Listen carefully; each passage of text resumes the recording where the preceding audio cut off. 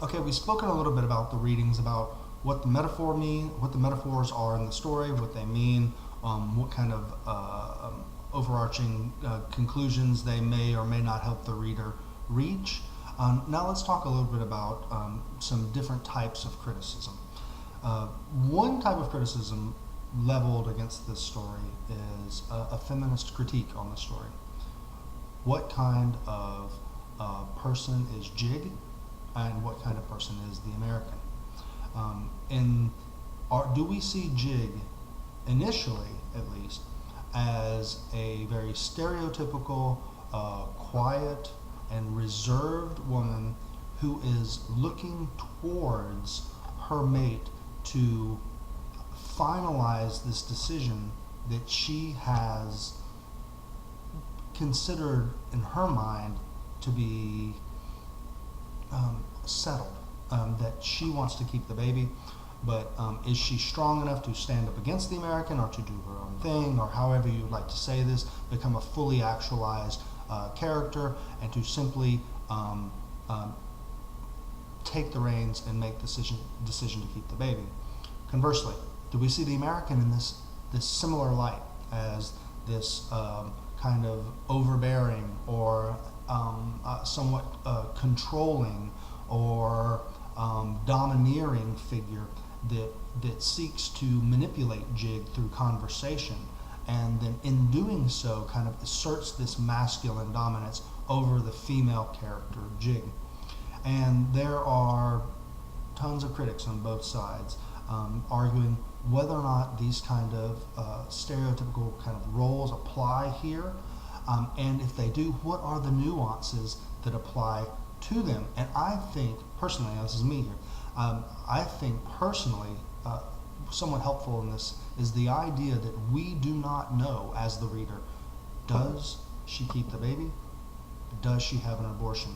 This is one question that authors, critical authors, to my knowledge, have never reached a consensus, that there are no real answers to whether or not, after we see them on into the future, do they decide to have the baby and settle down? Do they have the abortion, keep together, so on and so forth, at the different scenarios that can be played out? And I believe that this is very, very helpful in understanding whether or not who Jig is.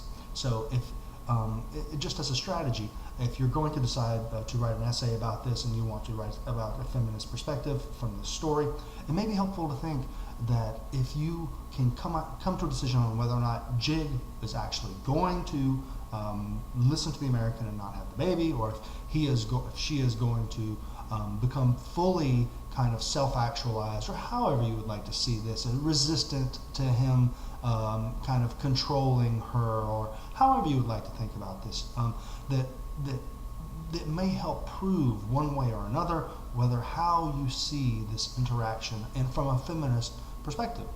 Another perspective that might be applied to this is this idea of post-colonial perspective, and it's something that I do a tremendous amount of reading about, and I love this kind of analysis. And is there something to be said for the idea of him being identified as the American, Jig not being identified as a nationality? To my knowledge, I don't know if she has ever been kind of decided if she has a specific nationality.